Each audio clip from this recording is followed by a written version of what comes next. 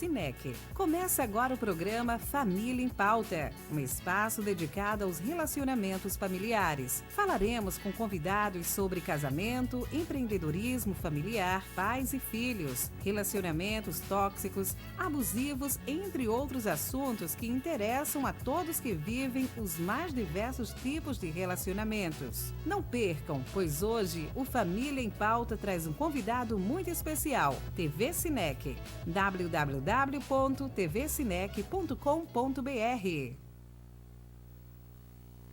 Boa tarde, Família em Pauta. Estamos no ar, mais um dia, mais um sábado, juntamente com TV Sinec. E estamos aqui para dar continuidade no nosso bate-papo da semana que passou. Abordamos um tema maravilhoso sobre adolescente. E essa semana gostaríamos de dar continuidade em alguns tópicos que ficaram, porque as pessoas nos abordaram, conversaram conosco para saber alguma coisa a mais. E está conosco a doutora Cleide Mendes, a psicóloga maravilhosa. Boa tarde. Boa tarde, missionária. Tudo bem? Prazer estar pela terceira vez. Graças a Honra Deus. estar aqui participando desse programa maravilhoso, onde nós podemos expressar um pouco, onde eu posso não mostrar só meu trabalho, mas trazer um pouco de conhecimento para as pessoas de casa, sem ter que sair, né? Apenas um botãozinho ali no celular, você tem acesso a esse conteúdo aqui que a senhora tanto está preparando, né? Que tem muito mais por vir. Sim, é verdade. São temas, né, da atualidade que tem feito a diferença. Com certeza. E eu digo uma coisa para a senhora: perde quem clica, vê o que é, só lê o tópico ali do nome e não assiste. Porque vai chegar uma hora que isso que nós estamos tratando, se não chegou no seu lar ainda, infelizmente uma hora vai acabar chegando, porque nós estamos tratando de doenças mentais também. É verdade. Então, eu acho muito importante esse programa e maravilhoso. Os conteúdos que já trouxe e os que vão trazer. Sim. São conteúdos profundos. Quando termina a programação, é gostoso você olhar e você ver Sim. a importância disso para o nosso dia a dia. E que muitas pessoas, sabemos que muitas pessoas podem pagar uma terapia, que Sim. bom, mas muitas pessoas não podem Não e tem nem essa condições. sabem. Por onde começar? Tem gente que nem sabe que aquilo é uma doença, é um transtorno. Então, nós falamos de adolescente, nós vamos terminar hoje de falar, mas eu acho que o principal é as pessoas saberem assim: eu estou percebendo algum sintoma desse no meu filho, na minha mãe, no meu irmão, em mim, eu vou procurar ajuda. Mesmo que você não possa pagar uma terapia, mas você vai ter uma noção para você procurar um psiquiatra, você vai procurar um posto de saúde, se você não tiver condições de pagar o particular, mas isso que a gente está trazendo é uma ajuda muito grande para quem está nos assistindo. Sim. E o SUS, se eu não me engano, o Sistema Único de Saúde, ele tem profissionais, psicólogo que trabalha com terapia. Tem. Tem. Tanto tem o psiquiatra como tem o psicólogo. Sim. Só que hoje a demanda é tão grande que dependendo do bairro, você fica na fila de espera. Sim. Mas eu tenho conhecimento de pessoas que entraram na fila de espera e já foram chamados. Olha. Porque o que é o problema? O ser humano fica assim: mas não vou conseguir. Não é eu não vou conseguir, eu vou. Vai conseguir. Você vai lá, põe o nome na fila de espera, uma hora vai te chamar. Com certeza. Só que se você não levantar e não for lá, como é que você vai fazer terapia? E todo bairro tem, tanto um como o outro. Sim. Eu já vi dizer sobre grupos também de terapia, né? Isso, terapia em grupo, esse tem até mais. Sim. É que a terapia em grupo, nem todo mundo gosta pelo fato de se expor expor na frente de muita gente. Sim. Mas tem gente que trabalha super bem, tem gente que se desenvolve muito bem. A terapia em grupo é ótima também. Entendi. Então vamos lá, vamos abordar na continuação Sim. do nosso tema. E nós paramos na segunda no sábado que passou, né, no outro programa, onde os pais erram. Isso, semana passada, vocês assistam aí, nós falamos de adolescência, Sim. alguns transtornos e sintomas e no processo da adolescência. E aí eu deixei anotado aqui alguns conteúdos, assim, os pais erram muito mais, mas esses aqui eu acredito que são os principais. Sim. Um deles não está na ordem, né? Mas aqui, incoerência ao dizer e agir. Eu falo uma coisa e faço outra. O pai que não se posiciona, o pai que não fala e cumpre, ele já está fazendo o primeiro passo, já errou. Perdeu a credibilidade. Na hora, porque eu falo que faço uma coisa, depois eu não faço. Como é que esse adolescente vai crer nesse pai, nessa mãe, que ele está agindo com autoridade? O segundo ponto, usar o medo como ameaça. A pior coisa é você trazer algo de eu vou tirar isso, eu vou tirar aquilo. É óbvio que a gente sabe que tirar um celular, tirar um jogo... Tudo com coerência. Não vai acontecer nada. Mas, maioria das vezes, eles falam, eu vou tirar tal coisa. E tiram. Aí o adolescente entende que ele só vai obedecer de novo quando for tirado alguma coisa. E aí? Então, a autoridade não deve vir diante de tirar alguma coisa. Você tem que ensinar seu filho a te respeitar pelo que você é e não pelo que você tira dele. Outro ponto, impunições irreais. Nunca mais você vai sair de casa. A gente falou sobre isso semana passada. Como você vai falar isso para o seu filho, se ele precisa estudar, se ele precisa sair? Mas na hora do nervoso, o pai e a mãe traz isso como verdade. E não é verdade. Não vai sair de casa. Você vai entrar nesse quarto, eu vou te trancar e não abro mais. Isso é errado. Porque o tempo todo você tem que lembrar que você é o pai, você é a mãe. Se você é o pai e você é a mãe, você é o responsável por esse adolescente. Sim. Falta de argumento. Ah, por quê, mãe? Porque eu sou sua mãe. Porque eu sou seu pai. Não. Tem que ter um porquê. Quando eu proíbo, quando eu explico, eu tenho que sentar e explicar por que não. E não porque eu sou sua mãe, porque eu sou seu pai. Isso não é argumento. Outra coisa, os gritos. Hoje, a maioria dos pais é no grito. Só que grito, ele assusta, ele até traumatiza, mas ele não educa. Grito não é educativo. E aí você ouve assim, não, mas quando eu grito, ele me ouve, ela me ouve. Ouve naquele momento, porque a rua toda ouviu também. É verdade. Mas ouvir não é seguir. Então, você dá o susto, ele pode até obedecer ali, mas você vai gritar o resto da vida? Então, grito não é sinal de autoridade. Os pais erram também. A autoridade dividida, essa eu acho que todo mundo já teve. Mãe, eu posso ir? Se seu pai deixar, pode. Pai, eu posso ir? Sua mãe deixou? Deixou ou não deixou. E aí você não sabe. Fica no meio termo. Ou um deixa e o outro não. Como agir? Tem que ser os dois. Aí a culpa é só do casal.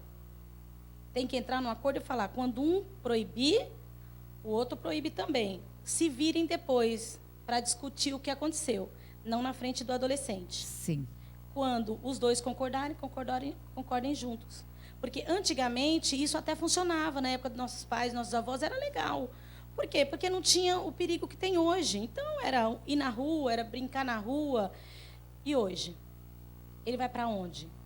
Ah, eu vou sair com meus amigos para ir para o shopping. Onde que é isso? Tem que ter uma concordância. Quem são os amigos? Quem são os amigos? Então, os adolescentes falam assim, Cleide, a minha mãe, ela tem o contato de todos os meus amigos e minhas amigas. Quando eu vou, se eu não atender, ela liga para o meu amigo, para a minha amiga. E eu falo, mas é assim mesmo que acontece. Aí, mas por quê? Porque sim, porque o mundo está muito perigoso, porque não é que ela não confia em você, ela não confia no povo lá fora. Não é controlar, né? Não é controlar. Então, autoridade dividida, se você está fazendo isso, fora. Não conhecer bem seu filho, sua filha. Os pais é assim, eles conhecem o filho de todo mundo. Como é, como não é, se é calmo, se é agitado, se é bravo. E aí você pergunta, e seu filho? Ah, aquele lá, só Jesus na causa. Eu já ouvi muito isso. como que você conhece o filho dos outros E não conhece o seu. Você acha que você está certo? Você não tem que conhecer dos outros, conhecer o seu. Então, quando você pede, geralmente, para um pai, para uma mãe descrever o filho, eles começam sempre para o lado ruim. É bagunceiro, não me obedece, quer sair sozinho, não sei o quê. Aí você fala assim, e o que mais? Não, só isso. Não. É meigo, gosta de carinho. É um adolescente amável, um adolescente inteligente, um adolescente... Como é? Ansioso, não é? Mas eles costumam observar o filho dos outros e esquecer de observar os filhos próprios. Erro grande. Falta de posicionamento. A criança chega numa casa com o adolescente não se comporta. Atrapalha, fala, abre a geladeira da casa porque ele é amigo. E aí o pai e a mãe acham que isso... É normal. ele já vem aqui, é amiguinho. Não. Pai e mãe tem que educar filho primeiro em casa, para lá fora ele só repetir o que ele já aprendeu. Lógico que exceções, a gente sabe que mesmo educando, lá fora eles não vão querer se comportar, mas não é a maioria. É uma pequena minoria. Então, os pais, eles precisam se posicionar com a criança e com o adolescente.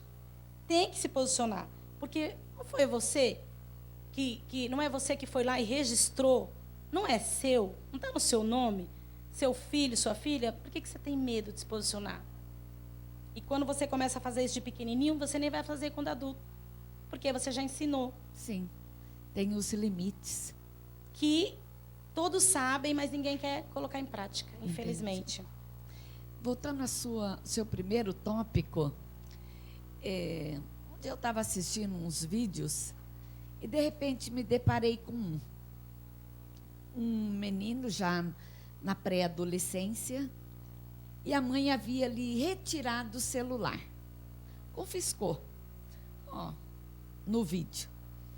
E estava dizendo assim, por causa disso eu vou reter ele aqui por um tempo e depois eu te devolvo. Vamos ver o seu comportamento.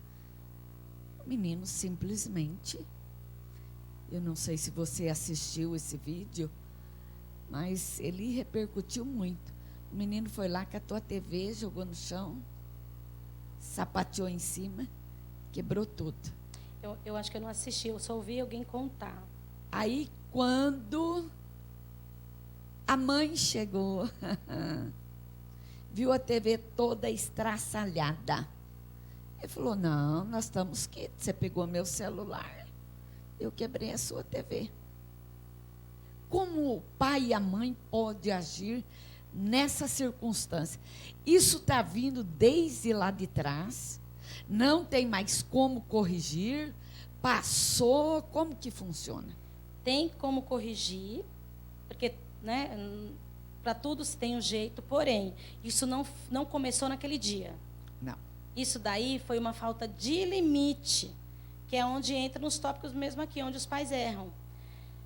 Com certeza, não foi tão radical, talvez até tenha acontecido, mas não foi levado a sério.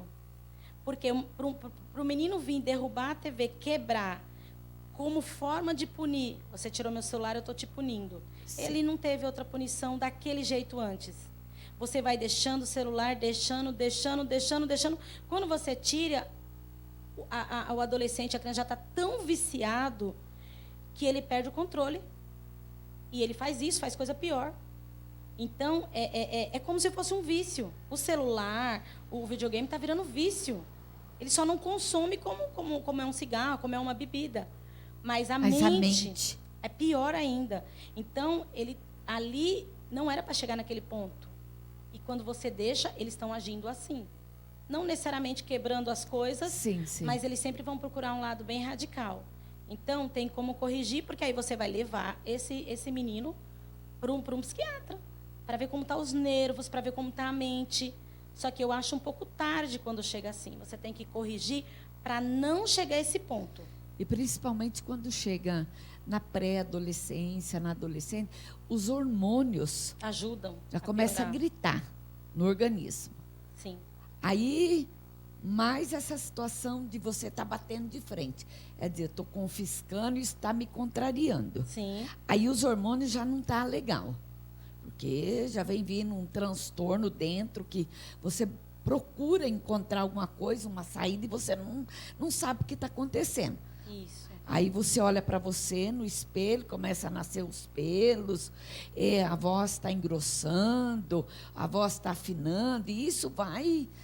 Isso vai deixando eles mais agitados e confusos, porque é o que eu falei semana passada. Eu não sou mais criança, mas eu também não sou adulto. O que eu sou? Por que eu estou sentindo essas raivas? Porque eles costumam ter, né, um pouco de... Sim. Eles são mais intensos. É. E aí junta tudo isso com uma falta de controle que teria ter vindo há tempos, dá nisso. Aí as pessoas falam, o que é isso? Vamos pensar os pais, tipo, o que é isso? Não, foi você que alimentou. Ai, mas eu trabalho. Ué, mas os nossos pais também trabalhavam quando a gente era criança. E a gente nunca fez isso. É. Alguma coisa os pais erram para deixar chegar nesse ponto. Não é culpa só dos pais, mas os pais, eles são os principais. Entendi. É porque eles que são os adultos. Que estão educando, que estão É criando. a mesma coisa. A criança na idade de 3 a 4 anos, até os 5 anos, né? Ela tem a adolescência. Como assim? Não entendi. A criança de 3 a 5 anos, ela passa um período... Ah, que ela quer ser... É. Esse daí, para nós que acreditamos, que gostamos da psicanálise, o Freud, ele explica isso como fases, né? Sim, então, sim. É a fase que a menininha, quando ela põe o sapato da mãe, ela prende o cabelo igual a mãe, ela quer pôr o óculos da mãe, é quando a criança está mostrando o que ela vai fazer quando ela for moça. Entendi. E ela disputa quem? O pai. Pode ver que ela se coloca como a mãe, como uma mulher para o pai. Não tem nada a ver com o amor de um homem, não tem nada. Sim. É um processo natural. E o menininho, pelo outro lado, coloca o cinto do pai, quer colocar a gravata. Por quê? Porque ele também está mostrando o que ele quer ser quando ele crescer. Ele vai querer uma mulher. Então, tem os nomes, né? Nesse processo. E começa nessa época, sim.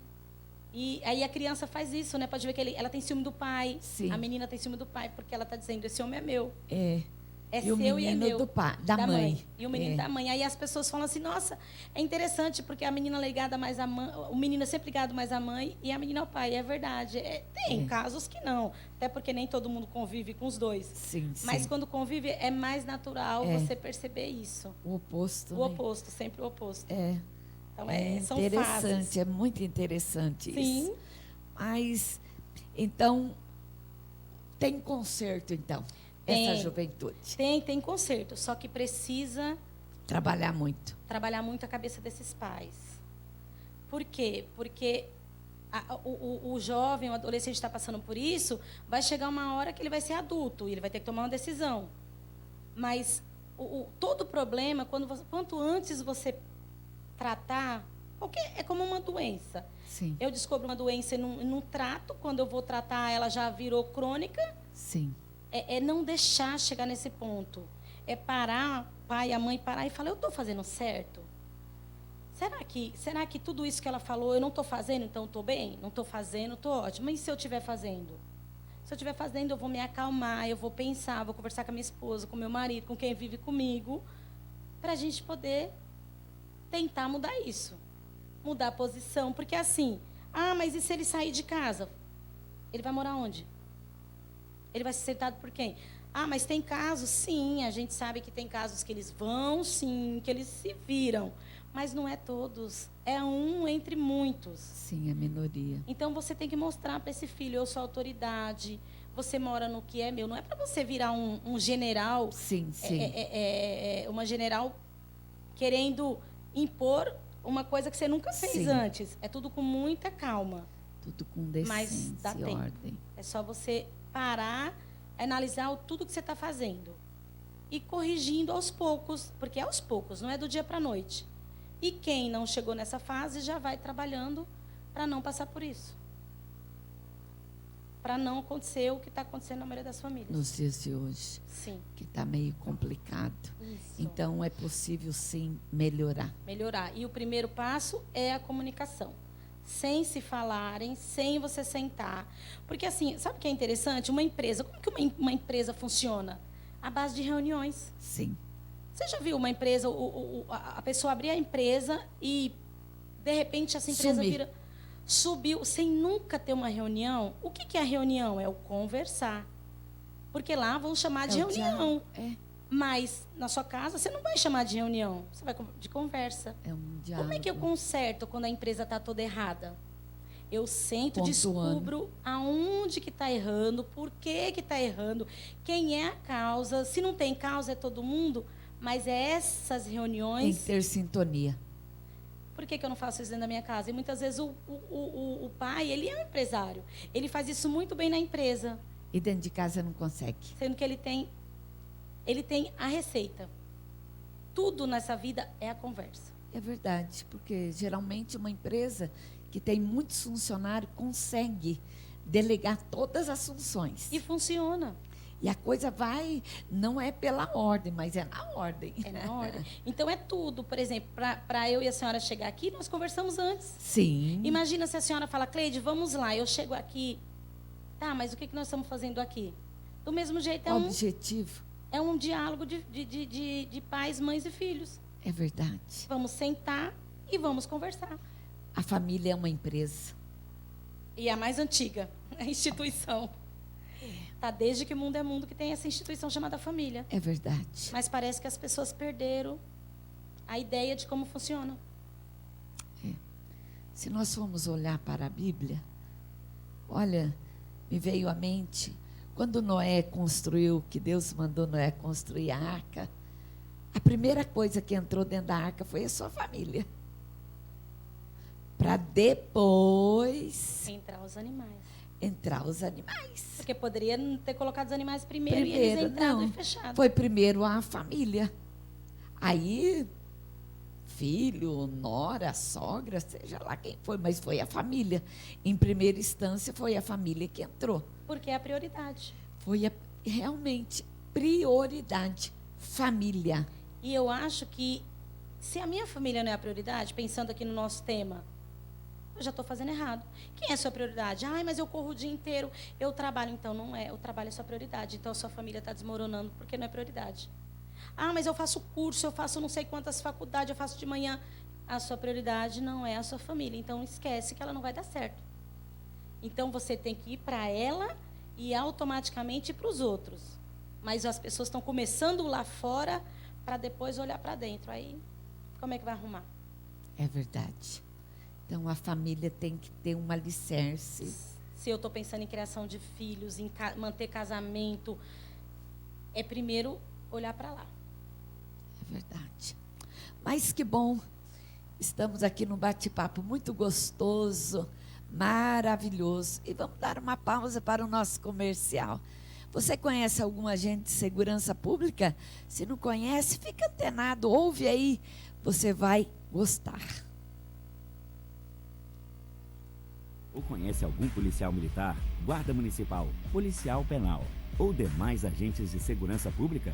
Esses profissionais corajosos dedicam a sua vida à proteção da sociedade, mas muitas vezes enfrentam situações de risco, sejam na missão ou fora dela.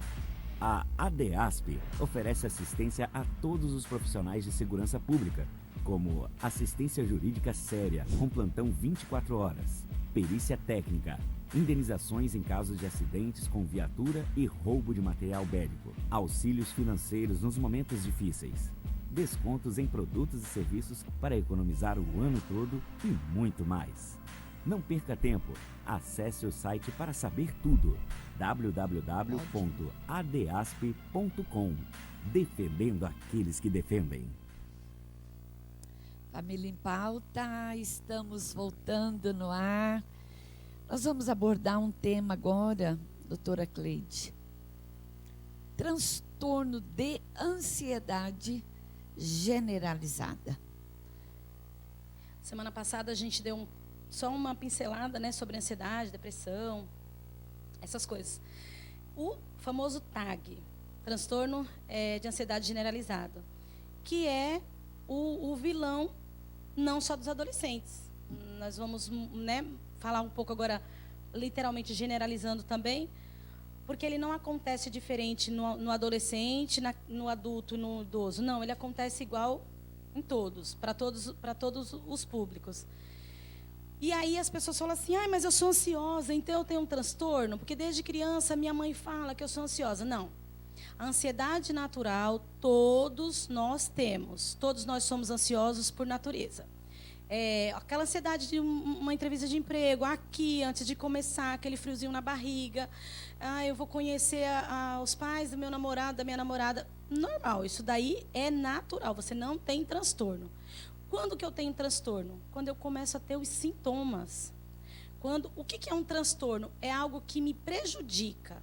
Se essa ansiedade, eu fico ansiosa para vir aqui, mas eu consigo, eu estou nervosa, mas eu consigo, eu lidei, eu consegui fazer o que tinha que ser feito. Tudo bem, não me prejudicou, me atrapalhou um pouco, mas não me prejudicou. Essa ansiedade é a natural minha do ser humano. Quando eu não consigo chegar aqui, ou eu chego e não consigo sentar, eu entro em pânico, eu começo a suar, eu começo a tremer, o coração acelerado, aí sim, essa é o transtorno. Só por isso, Cleide? Não. Eu estou falando, é quando me prejudica. Então, prejudica nisso, vai prejudicar em outras. Então, quais são os sintomas principais de ansiedade? E eles não se apresentam iguais. Você não necessariamente precisa ter todos os que eu vou falar. Mas se você tiver alguns, já é bom ficar alerta. Sim. Um dos mais comuns, palpitação, coração acelerado. Mas não é acelerado quando toma um susto, acelerado quando recebe uma notícia. É do nada. Posso estar aqui e o coração dá aquela que a pessoa fala, nossa, tá estranho, né? Começou uma vez, começou 2 vezes, você percebeu que isso está acontecendo? É lógico, você olha a família. Minha família tem problema no coração? Tem. Então você vai lá. Cardiologista. Não deu nada? Ok. Outro muito grande, tremedeira.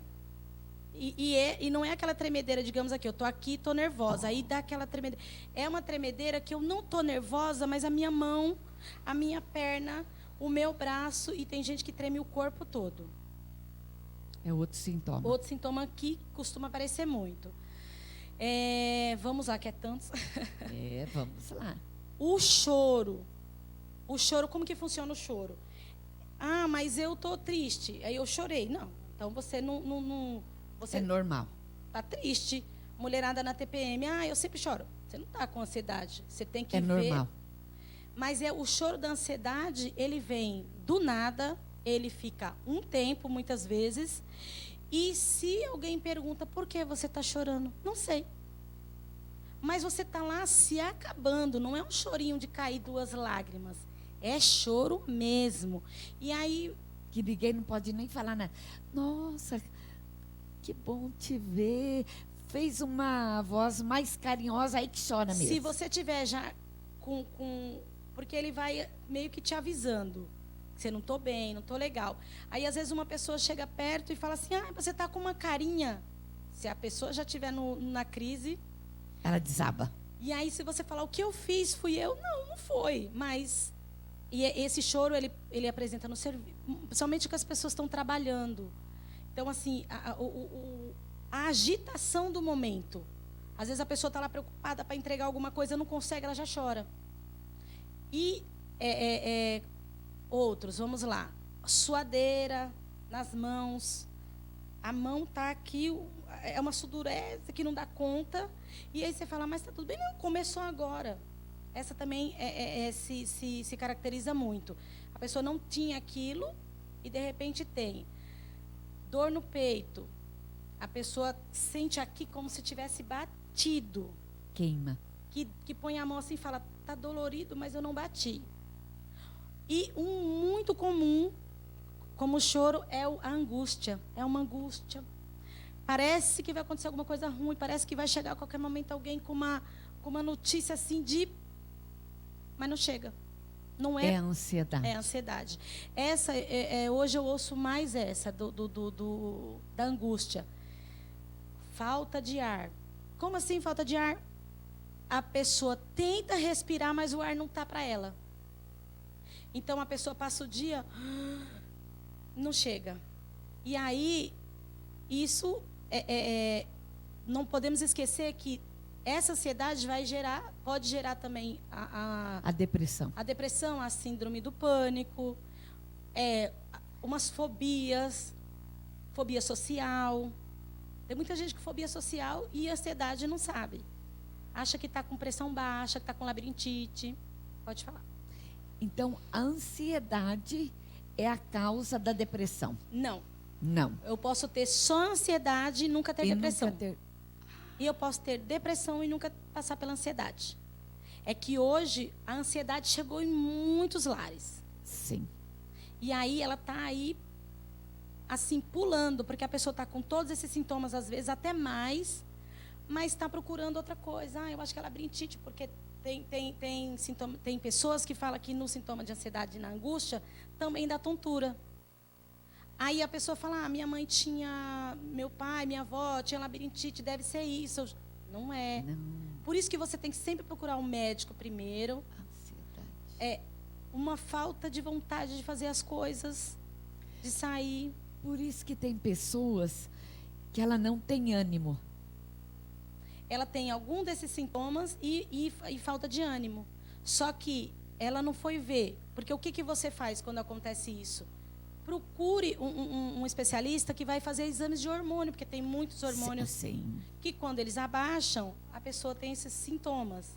Então, você nunca pode pegar isso e dizer, então eu tenho, maioria eu tenho isso. Não, você vai primeiro ver o coração, você vai ver o seu hormônio, você vai ver o patológico, faz exame de sangue, não deu nada, aí você vai atrás. Porque também não adianta você achar que está ansioso e está com uma doença perigosa, que pode até morrer, e ficou achando que era ansiedade, que era outra coisa. E não era ansiedade, era alguma deficiência física mesmo. Ou hormonal, essas coisas. Hormonal, alguma coisa nesse sentido. E aí, essa ansiedade, ela está entrando assim no adolescente, porque o adolescente é o quê?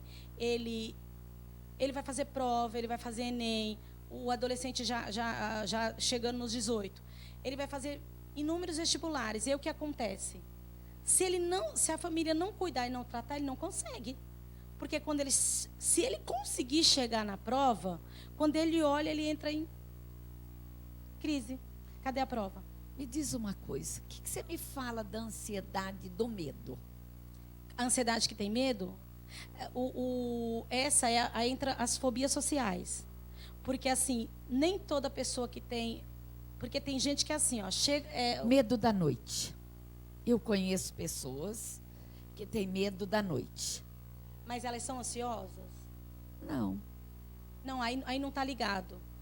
Aí já tem que ver o que aconteceu. O porquê do medo. O porquê do medo dessa questão noturna. Porque a ansiedade, ela não tem dia ou noite. Tá. Se eu estou ansiosa, eu posso estar de dia, posso estar de noite. Não tem a ver. E tem pessoas que estão com medo de gente. Sim, sim. Cleide, eu não saio de casa porque eu tenho medo de gente. É fobia social. Vamos procurar. Ouvem vozes, está ouvindo vozes? Já vamos procurar sim, porque tem outros transtornos associados. Sim. Mas o triste é porque tem muito adulto falando ainda, isso é frescura, isso é falta do que fazer. Aí quando bate, o adulto chega lá apavorado. Aí eu falo assim, Cleide, o que acontece? Porque eu estou assim, assim, assado, e eu só ouvindo. Aí a pessoa fala, eu sempre achei que isso era frescura. Isso não era... Pois é, você agora bateu na sua porta.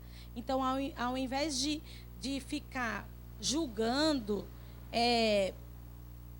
vai ver se você também não já está começando a apresentar alguma coisa. Vai se cuidar para não chegar nisso. Vai fazer por onde você não entrar nessa história também. Porque pandemia veio e acabou. O pessoal que nunca tinha ficado em casa, os adultos hoje estão assim.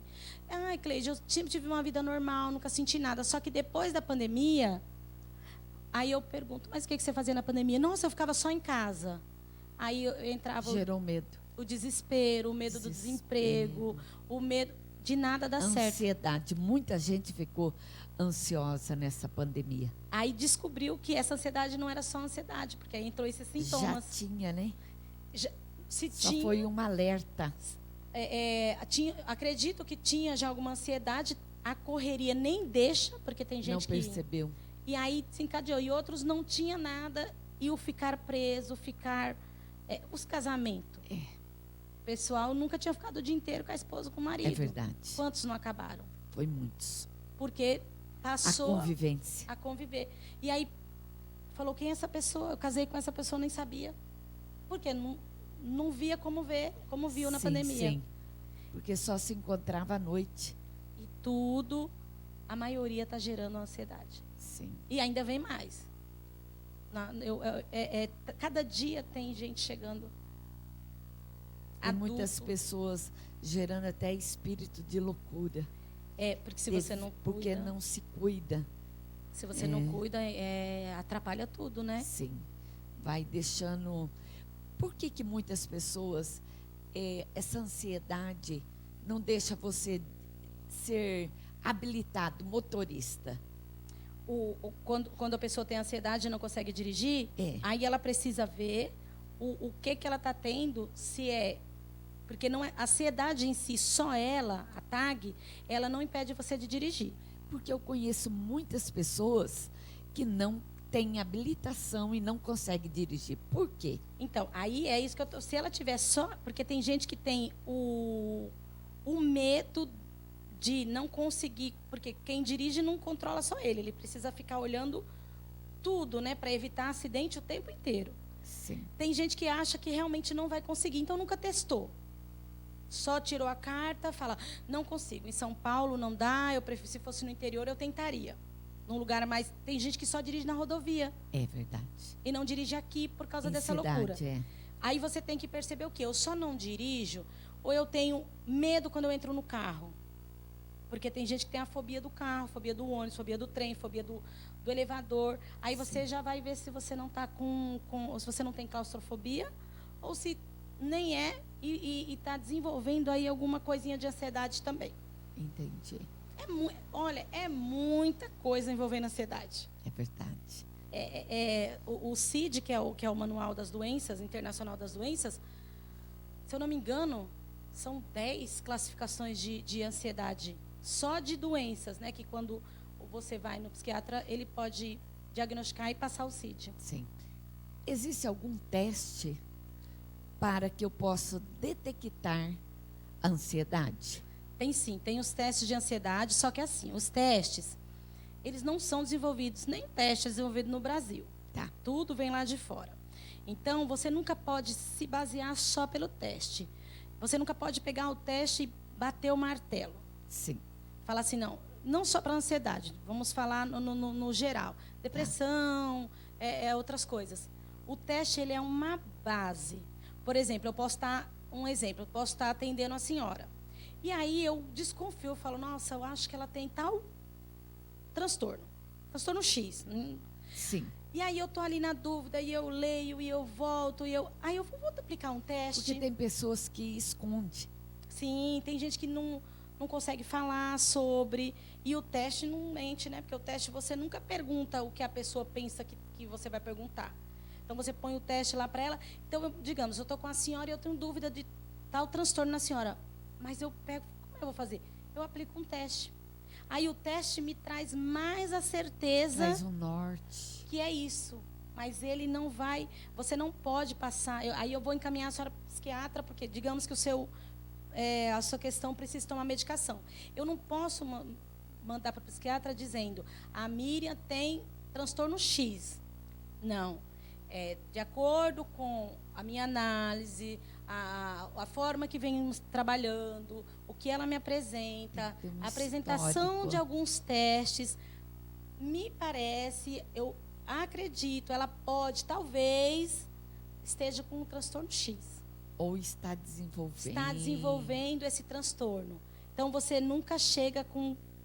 Até o TAG. Eu tenho certeza que a pessoa tem TAG. Sim. Mas eu nunca vou falar, olha, a senhora tem TAG, corre para o psiquiatra. Não, eu vou falar, pelo que a senhora está me apresentando... Pelo seu histórico. Por tudo que a gente vem conversando, pelo seu passado, pelo seu presente, tudo indica que é uma TAG. Então, a senhora agora se encaminha para o psiquiatra e é ele que bate o martelo. Que faz o tratamento ideal. Medicamentoso. Só medicamento. Ele vai conversar com a senhora para o medicamento. A hora da senhora procurar a raiz, porque assim, ninguém nasce com ansiedade generalizada, com transtorno. Nenhum transtorno a gente, quando é transtorno, depressão, ansiedade, essas coisas, você não nasce com ele. Você desenvolve, que seja na infância. Entendi. Então, você tem que ter um motivo. Então, assim, você vai no psiquiatra pensando na ansiedade. E a sua ansiedade está muito forte, você precisa tomar remédio. Aí você fica tomando a medicação e fazendo a terapia. A psicoterapia, terapia, por quê? Porque a gente precisa entender a raiz. Por quê? Alguma coisa está acontecendo. Até hoje eu não tive nenhuma pessoa com ansiedade para eu não saber, para eu não conseguir descobrir. É que tem gente que abandona, então antes da gente chegar, vou falar de quem segue o tratamento mesmo. A gente sempre descobre. Porque aí quando descobre... Aí tem o tratamento. Aí trata aquilo. Tratou, você segue a vida. Sai do medicamento e sai da terapia. Volta ao normal. Volta ao normal, por quê? Depressão não, né? Depressão, ela te acompanha ali. Sim. Desse tamaninho, né? Mas ela está sempre ali. É como se fosse um pontinho. Só que aí você aprende na terapia a lidar.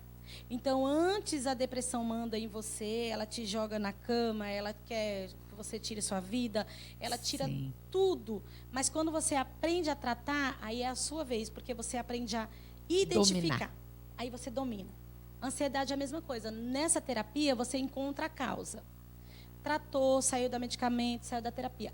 Amanhã aconteceu qualquer coisinha, você já se conhece, você fala, opa... Tem alguma coisa errada. Eu sei onde isso pode me levar. E aí você se conhecendo, você já trabalha para não ir para o mesmo lugar. Esse é o intuito da terapia. É porque tem muitas pessoas que ela já conhece a sua ansiedade. E se ela se deixar dominar, ela não levanta nem da cama. Não. Dependendo da ansiedade, é a que tira o ânimo. Aí quando ela domina a situação, que ela já está calejada, né?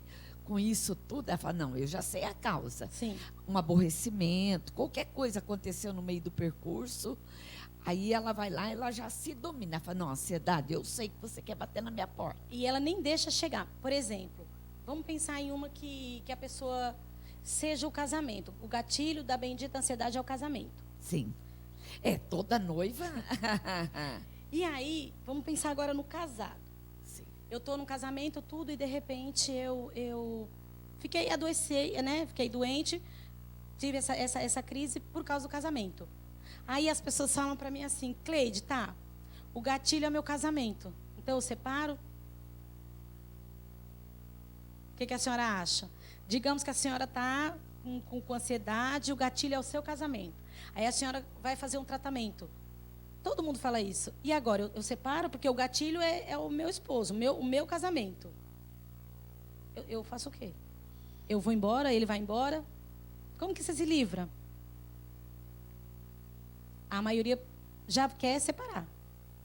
Aí você fala, não, antes de separar, vamos analisar. Se você não é quem está ajudando esses sintomas, ou se realmente é ele. Aí nós vamos estudando a causa, tal. De repente, a gente descobre que não é o marido. É o casamento, mas a pessoa, que seja homem, que seja mulher, está alimentando ali uma situação que faz com que ela piore. Então, é o casamento porque precisa dos dois. Mas o causador não é o outro lado. Então, vai separar? Vai ajudar o quê? Nada, porque ela vai levar para o próximo relacionamento. É isso que eu ia dizer. Pode encontrar um outro relacionamento, a causa será a mesma. Como às porque vezes não curou. Não curou. Às vezes a gente não tem... eu acho feio essa palavra, mas é verdadeira. Fulana tem dedo podre para casamento, não devia casar. Vamos olhar primeiro fulano, porque assim, será que esses 4, 5 casamentos eram o outro cônjuge que estava errado? Olhou para dentro de Pode si. ser. Então, aí, vamos voltar para o casamento. Aí eu estudei, aí eu vejo o marido ou a esposa. E eu descubro que, na verdade, esse moço ou essa mulher, né? Porque a mulher abusadora também entende muito. Sim. Ela é abusador, é abusivo, tem agressões, tem um monte de coisa ruim. Aí eu vou falar para essa pessoa continuar nesse casamento? Não tem como. Eu vou esperar ter um feminicídio de ambos, não importa o lado? Sim. Então, tudo tem que ser muito bem estudado. Por isso que a terapia não é uma coisa que se resolve em 1 mês, 2. Entendi. Porque é um tratamento Prolongado. um passinho de cada vez. Sim. Mas tudo tem solução. Resuma tudo para nós aí. Te dando 1 minuto aí para você falar. Eu acho assim, de tudo que foi dito aqui, percebeu alguma coisa? Não fique em casa. Percebeu que pode estar desenvolvendo qualquer coisa dentro de um casamento, com um filho, com mãe, com pai, não importa, o ser humano. Eu estou sentindo esses sintomas, de que você falou, eu tenho 4, eu tenho 3. Procura primeiro o médico e depois meu braço do nada ficou gelado. Você pode estar tendo um infarto, mas você também pode estar tendo crise de ansiedade. Tranquilo, é igualzinho. A pessoa fala, é infarto, corre para o médico, você não tem nada. Então, faz isso. Corre, não deixa para ver, ano que vem eu vejo, daqui 2 anos eu vejo, porque pode ser muito tarde. Quanto antes você olhar para a sua saúde, você não está fazendo benefício para ninguém, somente para você. E é isso. Obrigada, doutora Cleide. Que agradeço. Por mais esse bate-papo tão gostoso. A hora passa que a gente não vê. Eu quero agradecer TV Cinec, mais uma vez, juntamente com Família em Pauta. Próximo sábado estaremos aqui, convidando você, siga-nos no Instagram, Família em Pauta. Se inscreva lá, porque esse programa pode ser útil a alguém. Se você se inscrever, ele vai alcançar outras pessoas. Eu quero agradecer mais uma vez. Família em Pauta. Beijo, até lá!